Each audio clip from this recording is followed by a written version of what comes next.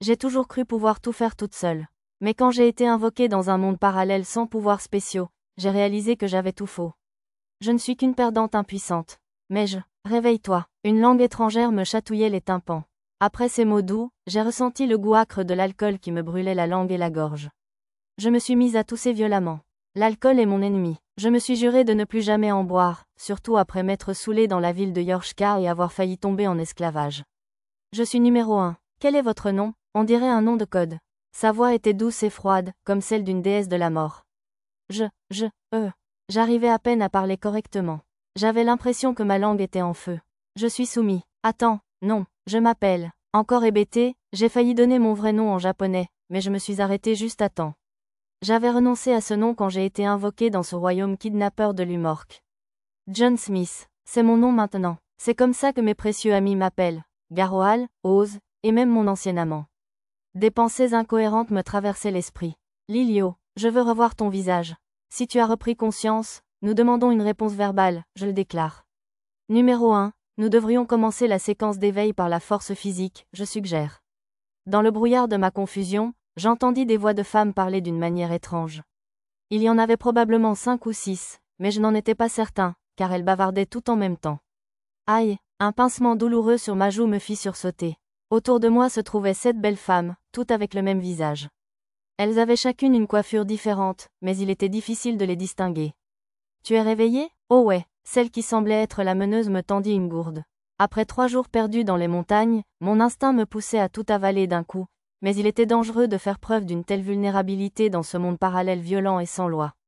Je me suis forcée à m'arrêter après quelques gorgées et j'ai essayé de comprendre les intentions de ces filles. Sous leur manteau, elles portaient des vêtements de voyage assortis et des plastrons de cuir, mais chacune était équipée d'armes complètement différentes. La première femme qui m'a parlé portait un immense bouclier dans le dos et une rapière à la taille. Celle à la queue de cheval tressé avait un marteau de guerre, celle à la queue de cheval tressé sur le côté avait une lame de pistolet, celle aux cheveux noués dans un bandana avait une épée large, celle aux cheveux mi-longs avait une hache d'armes d'aspect hideux, celle aux 2 chignons avait une courte lance, et celle aux couettes courtes un cimeterre. On aurait dit un tas de personnages recyclés dans un jeu en ligne. Explique-moi pourquoi tu t'es effondré jusqu'ici, je t'en prie. Celui avec les couettes courtes m'a interrogé avec le même modèle de discours étrange. Alors que les autres femmes avaient toute une forte poitrine, je me suis rendu compte que celle-ci, seule, avait une poitrine modeste et rassurante. Je ne dis pas que gros soit mauvais, mais je trouve une taille plus petite plus réconfortante. Êtes-vous perdu? Je demande. Non, PYWEE. Alors que je répondais à la question de la femme aux cheveux courts, un son strident, probablement celui qui avait causé mon effondrement, résonna soudain autour de nous. La vallée, jonchée de rochers et d'arbustes flétris, était envahie par la brume, rendant impossible la détection de la source du cri. Tout le monde, alerte rouge. Numéro 1, demande de renforcement corporel. Permission accordée. Tout le monde, activé, renforcement corporel. Confirmé, renforcement corporel. Un cercle magique rouge apparut sur leur front, et leurs corps rayonnèrent un instant. Cela ressemblait plus à un sort qu'à une compétence. Mais, sans chant, peut-être l'avait-il raccourci d'une manière ou d'une autre, mais quoi qu'il en soit, c'était anormal. Les mages de ce monde doivent toujours utiliser un chant. Un espion de l'Empire des Sagas qui m'a un jour aidé m'a expliqué qu'il existait une technique pour raccourcir les chants, mais il n'a rien dit sur une compétence qui les détruit complètement. À la place, il m'a parlé de la magie sans chant. Les seuls à pouvoir l'utiliser sont les héros ou les réincarnations. Mais il était impossible que cette personne, tout invoquée par l'invocation de héros de l'Empire des Sagas, une technique transmise par un dieu, se retrouve dans un endroit pareil. Ce sont donc des réincarnations ordinaires? Les réincarnations avaient généralement les cheveux violets, mais ces femmes étaient blondes. Mais non, peut-être se sont-elles teints les cheveux. Pour l'instant, je supposerais simplement que ce sont des réincarnations. PYWEEYE. Une ombre apparut au-dessus des rochers, accompagnée d'un bruit de battement d'ailes. C'était une créature dont le haut du corps était celui d'une femme avec des ailes d'oiseau en guise de bras et le bas celui d'un oiseau de proie. Cependant, le haut de la femme n'était pas celui que vous imaginez probablement. On aurait dit une sorcière des montagnes sauvages, 5 fois plus terrifiante, pour vous donner une idée. Ennemi identifié, s'écria celle à la queue de cheval tressé. Une harpie, je vous le signale. Nombre pair, préparez vos flèches. Compris, sur l'ordre de numéro 1, qui avait un chignon bas tressé, 4 des femmes produisirent des cercles magiques rouges sur leur front. Des flèches transparentes de lumière blanche apparurent juste devant leurs yeux.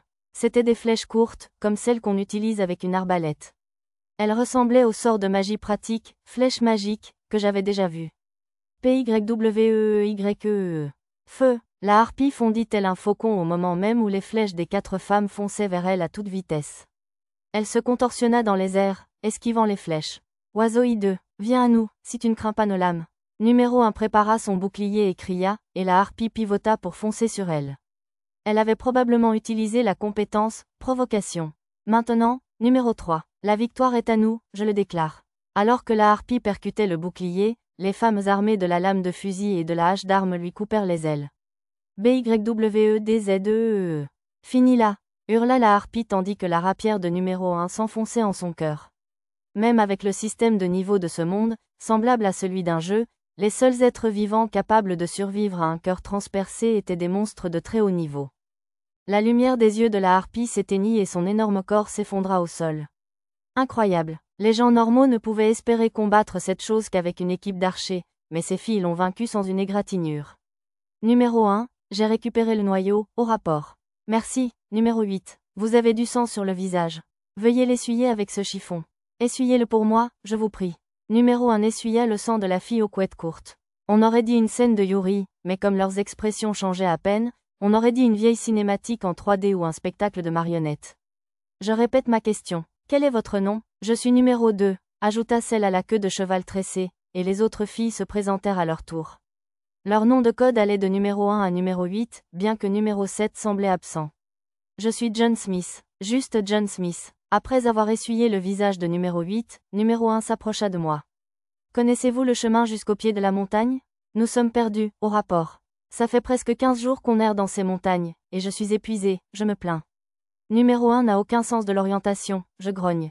Après la question de numéro 1, tous les autres se sont plaints.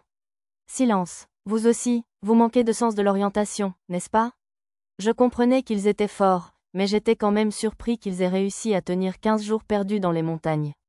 Alors, tu veux que je te conduise sur la route principale, c'est ça? Non, je le déclare. Nous devons accomplir notre mission, livrer les souvenirs de notre ancien maître, je le proclame. Nous avons la permission de notre maître actuel, j'ajoute.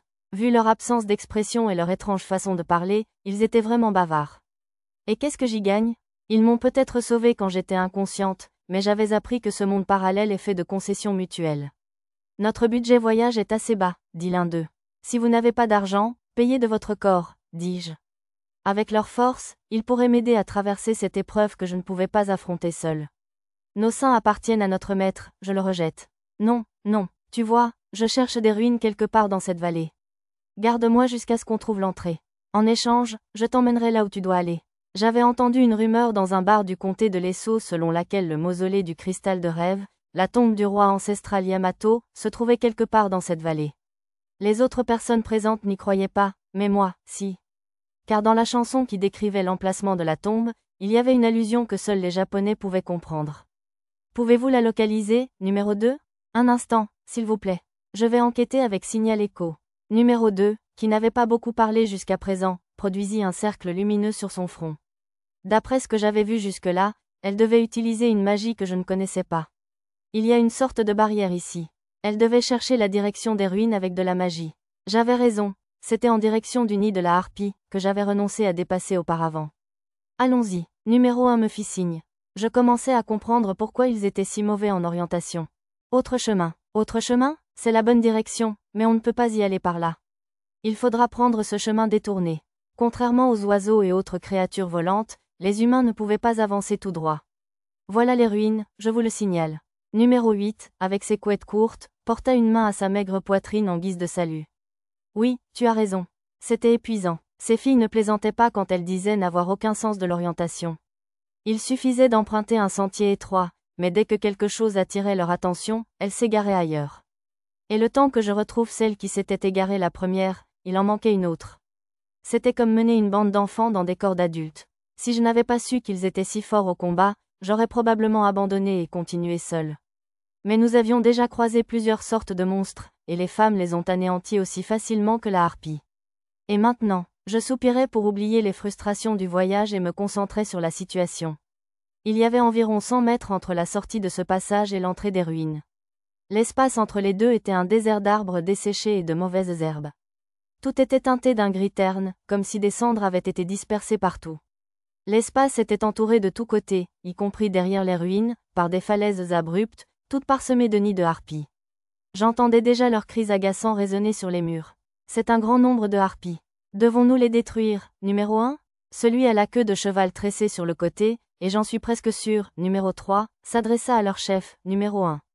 Je crois que c'est un nombre trop élevé, même pour nous. Devrions-nous battre en retraite, John Smith ? Non, attends ici, répondis-je. Je ferai le reste du chemin moi-même. Heureusement, il y avait beaucoup de rochers et d'arbres abattus sous lesquels se cacher sur le chemin des ruines. John Smith, veux-tu te suicider ? Je t'en prie. John Smith est imprudent, je le déclare. John Smith, si tu meurs, nous n'aurons plus de guide, je constate. Celui avec les chignons, celui avec les cheveux courts et celui avec les couettes courtes protestèrent tous d'une voix monocorde. Du calme, j'ai un plan. Attends, je sortis le pistolet à bascule de mon sac et le chargeai de balles. C'était un héritage familial antique, offert par Garroal, qui m'avait sauvé la vie à Yorshka.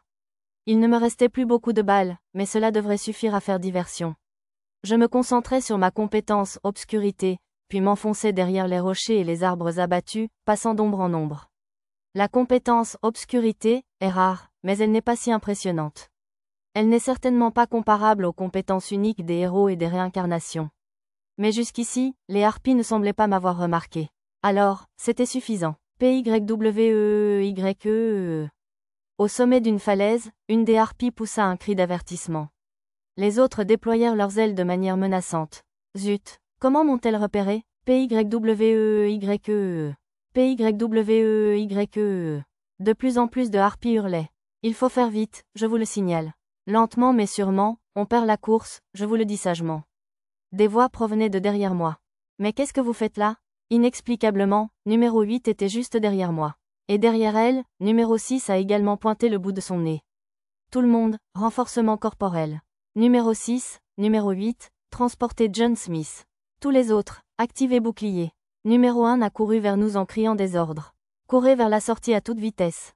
Les boucliers des femmes ont repoussé les attaques plongeantes des harpies, mais comme elles essayaient de me protéger, leurs griffes acérées les ont transpercées. Vous êtes tous stupides ou quoi? Tandis que numéro 6 et numéro 8 me portaient, j'ai serré le canon de mon arme entre les boucliers. Mange ça. Toujours frustré, j'ai appuyé sur la détente. Il y eut un grand boom et un léger recul. Du sang, des plumes et des cris de harpies emplissaient l'air. J'avais réussi à les effrayer un peu, mais elles n'avaient pas subi beaucoup de dégâts. Courez tant qu'on en a l'occasion. Ai-je crié d'une voix rauque, et chacun d'entre nous a réussi à se précipiter dans l'entrée des ruines. Ouf, allongé sur le sol de pierre froid, j'ai poussé un soupir pour calmer ma colère. John Smith, numéro 8 m'a regardé. Son expression était sérieuse, comme si elle voulait dire quelque chose. J'imagine que même ces excentriques pouvaient éprouver des remords. Ne vous inquiétez pas, seuls les imbéciles traitent les autres d'imbéciles, je vous informe. C'est donc ça qu'elle voulait dire? Quel enfantillage. On dirait que les voleurs ont fouillé les lieux. Sans blague, d'après le vieux qui m'a parlé de cet endroit, des équipes d'enquêteurs y ont été dépêchées au moins 7 fois depuis sa découverte il y a environ 300 ans. Je continuais à cartographier les lieux tandis que nous descendions au rez-de-chaussée. Un grand labyrinthe, je vous le déclare. Le passage, qui ressemblait à une salle d'audience, était bordé de socles de pierre à hauteur de taille. Où est notre destination, je vous demande? Il y avait aussi des saillies rectangulaires dans les murs, mais comme les socles, elles ne laissaient apparaître que de la poussière. C'est triste d'être ignoré, je vous en prie. J'ai jeté un coup d'œil à numéro 8. Promettez-vous de ne rien faire de votre côté? Oui, je le promets, je le confirme. Elle a hoché la tête rapidement. Je ne la croyais pas vraiment, mais j'ai décidé de laisser passer. Allons-y, John Smith, il y a quelque chose d'écrit sur le mur du fond, je vous le signale. Je vous avais dit de ne pas partir seul. Numéro 8 a pointé le mur du doigt et s'est précipité vers moi. Je l'ai donc attrapé par le col et je lui ai donné un coup de poing sur la tête. Les châtiments corporels sont douloureux, je vous le signale. Oui, c'est normal. Espèce d'idiot. Seul un idiot traite les autres deux. Numéro 1 apparut derrière numéro 8 et l'agrippa, lui tirant les joues. Numéro 8, les produits défectueux et sans fonction d'apprentissage seront punis. Je suis désolé, je me repens. S'il vous plaît, ne me punissez pas, je vous en supplie. Numéro 8 trembla, s'excusant désespérément. La prochaine fois, je vous punirai sans prévenir. Souvenez-vous-en. Oh oui, numéro 1. Numéro 8, en larmes, s'accrocha à numéro 6 et enfouit son visage dans le sien. Je suppose qu'elle avait retenu la leçon cette fois. On dirait du langage Shigan, mais je ne peux pas le lire. J'avais fait de mon mieux pour apprendre les bases de la lecture, mais je ne comprenais absolument pas ce charabia.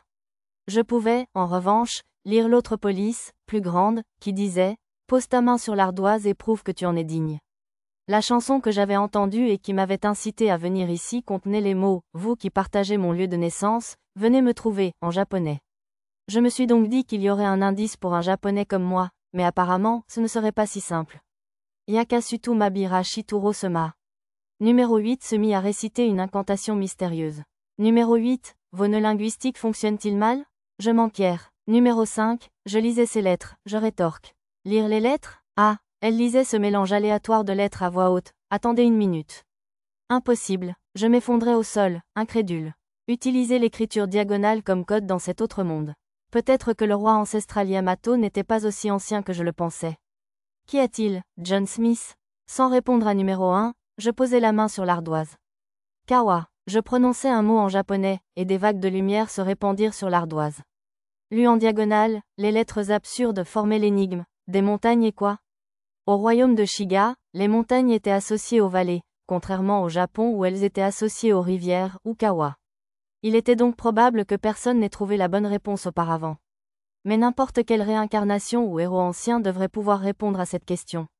Il devait donc y avoir d'autres mystères au-delà de ce point. Soudain, ma main sur l'ardoise commença à s'enfoncer. John Smith, qu'est-ce que... Avant que numéro 1 n'ait pu terminer sa question, j'ai été aspiré à l'intérieur de l'ardoise. Burke, je ne peux pas bouger. J'ai utilisé toute ma force pour essayer de bouger la tête et les bras. Je ne sentais qu'une vague de froid sous mes mains. Lumière de mana. Une voix a parlé, et tout autour de moi s'est illuminé. Numéro 1 et les autres ont dû m'attraper pour essayer de me sortir et ont été entraînés avec moi à travers l'ardoise. Si je ne pouvais pas bouger, c'est parce qu'ils étaient empilés sur moi. On dirait qu'on a traversé l'ardoise. Se levant, numéro 1 m'a tendu la main et m'a relevé. Oui, je suppose. J'ai balayé du regard la pièce maintenant éclairée. Elle était remplie d'objets étranges qui semblaient avoir été créés par un sculpteur particulièrement abstrait. Tous étaient fixés au sol, ils ne semblaient donc pas mobiles. Le sol semblait constitué de grandes dalles d'environ 1 mètre de large. Plus petit que vous qui partagez mon lieu de naissance, venez me trouver. Plus grand que, les mêmes paroles que j'avais entendues dans la chanson du bar étaient écrites sur le mur. Au moins une autre personne devait être passée par là il y a longtemps, alors. John Smith, dit-il, plus petit que je me réveillerai de mon sommeil quand le temps provoquera un grand soulèvement plus grand que là-haut, je vous le rapporte. Numéro 8 désigna le plafond. Effectivement, il y avait des hiragana gravés au plafond. Dis-moi, numéro 8, qu'est-ce que c'est? Je m'enquière. Comment peux-tu lire une écriture japonaise? Étaient-ce vraiment des réincarnations japonaises, après tout? Numéro 8 pencha la tête, confuse, puis regarda numéro 1 comme pour lui demander de l'aide. C'était inclus dans le premier ensemble de langues. Il était nécessaire de lire les documents de notre ancien maître, je le déclare. J'ai apprécié le classique OSSEFF, je le déclare. Le manga Jojo était bien plus intéressant, j'insiste. Les autres suivirent tous la réponse de numéro 1 par leurs propres commentaires. Notre ancien maître, celui qui nous a créés, était une réincarnation. La réincarnation était logique, mais cette déclaration contenait une information plus importante. Vous a-t-il créé? Était-ce pour cela qu'ils avaient tous le même visage? Leur ancien maître, réincarné utilisait-il la magie ou l'alchimie pour créer des clones? Oui, nous sommes des homoncules. Trasayuya, le sage elfe, a négligé de terminer notre production, c'est donc notre ancien maître qui a pris le relais et nous a achevés. Y en a-t-il d'autres à part vous? Numéro 7 voyage avec notre maître actuel, je le déclare. Oh, tant mieux, au moins, ils n'étaient pas si nombreux que dans un roman léger que j'ai lu. S'il était 20 000 de ces puissants combattants, il pourrait facilement renverser un pays entier. John Smith, il y a une étrange gravure ici, je vous signale. Celui avec le bandana, numéro 4, je crois, m'appelait de derrière l'un des objets mystérieux. J'avais presque oublié ce que nous faisions ici. Pour l'instant, explorer ces ruines était prioritaire sur la découverte de l'origine de ces filles. Si je ne trouvais rien de précieux ici, tous les dangers que j'avais courus pour venir jusqu'ici seraient vains.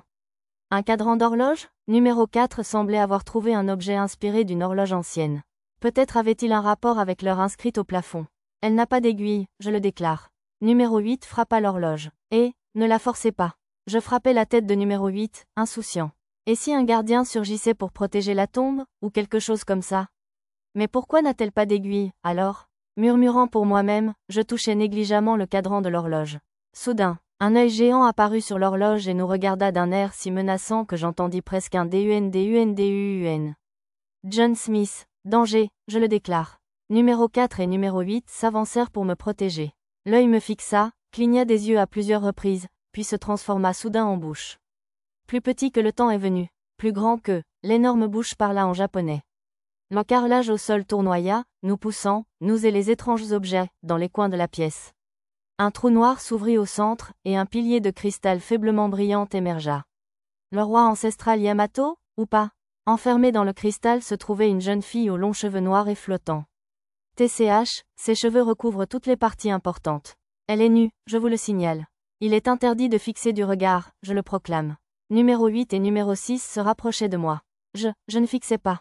Je dois admettre que je regrettais ces mots. J'avais l'air d'une vierge gênée. Même si je suppose que ce n'est pas faux. J'aurais peut-être dû éviter de me dégonfler quand Lilio me poursuivait. John Smith, au moment où numéro 1 criait, le panneau sous mes pieds se mit à bouger. Il revint en trombe vers le centre de la pièce, là où le pilier de cristal avait terminé son ascension.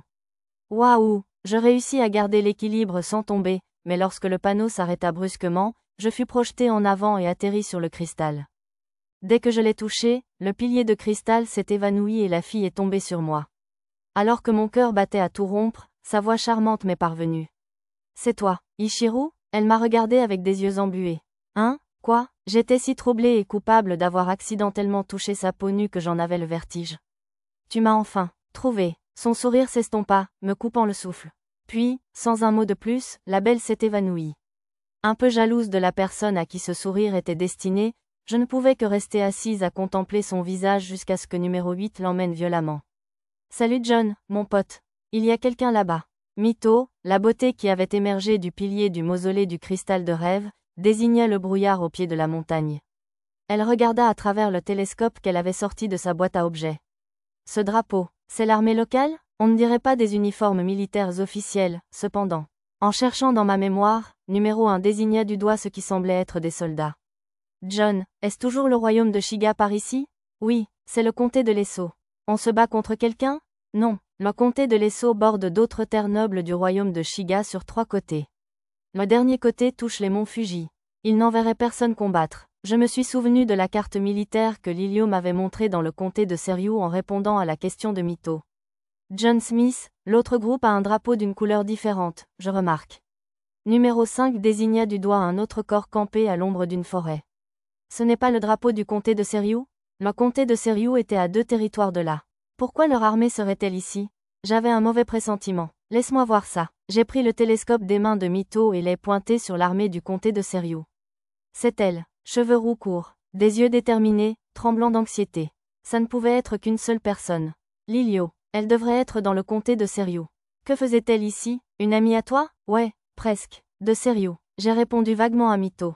Oh, à en juger par son ton, je suppose que tu avais le béguin pour elle, qu'elle t'a rejeté, ou que c'est ton ex-petite amie. J'ai détourné le regard du regard étrangement excité de Mito. Ouais, ça doit être une ex. Mito a tapé dans le mille. J'ai essayé de l'ignorer, mais elle n'arrêtait pas de me scruter, alors j'ai fini par admettre qu'elle avait raison et je l'ai balancée d'un geste de la main. Elle n'arrêtait pas de me harceler, et j'ai fini par lui résumer rapidement notre relation et notre rupture. Mito, c'est quoi une déclaration d'amour? Je demande. Ce GF doit être l'abréviation de force gravitationnelle, j'en déduis. Numéro 6 et numéro 8 ont commencé à bombarder Mito de questions stupides. Ça ne me posait aucun problème, puisque ça changeait de sujet. John, mauvaise nouvelle. Alors que Mito expliquait la situation à numéro 6, elle s'est soudainement arrêtée et m'a crié dessus. De l'autre côté du chemin, une horde de monstres est apparue, déchirant le brouillard pour attaquer les armées. C'est un massacre monstre en chaîne, je vous le rapporte, a dit numéro 5 en regardant à travers le télescope. Allons-y, mon pote. Tous les regards se sont rivés sur Mito. Tu es sérieux, Mito? Ouais, bien sûr. Je veux dire, ta chérie est là-bas, non? A répondu Mito sans la moindre ironie. Alors il faut aller la sauver. Tu es son seul et unique héros, John. Moi, un héros? Mais je suis impuissant. Tout ce que j'ai toujours réussi à faire, c'est me fondre dans un groupe pour ne pas avoir à me battre avec qui que ce soit. Comment pourrais-je être un héros? Écoute, la force ne fait pas de quelqu'un un héros. Un héros, c'est juste quelqu'un qui trouve le courage de se battre pour ceux qui lui sont chers. Mito agita un bâton blanc qu'elle semblait avoir sorti de nulle part. Bien sûr, si tu me montres un peu de courage, je suis prête à t'aider un tout petit peu. Mito me regarda dans les yeux comme pour voir si j'étais assez déterminé. Il est temps de montrer ton cran, John Smith. Je me frappais les joues des 2 mains pour m'échauffer. S'il te plaît, prête-moi ta force, Mito. Il y avait plus de puissance dans ma voix que je ne l'aurais cru. Tu l'as, mon pote. Je t'en donne un peu plus gratuitement, pour fêter mon éveil aujourd'hui. Mito hocha la tête, l'air satisfaite de mon courage. Puis elle agita sa baguette, et des particules de vie se déversèrent sur nous. Je sentis force et courage m'envahir. C'était de la magie sans incantation. La technique secrète que seuls les héros et les réincarnations pouvaient utiliser. Mais pour l'instant, l'identité de Mito m'importait peu. Je me suis mise à courir 3 fois plus vite que d'habitude. Attends-moi, Lilio, j'arrive.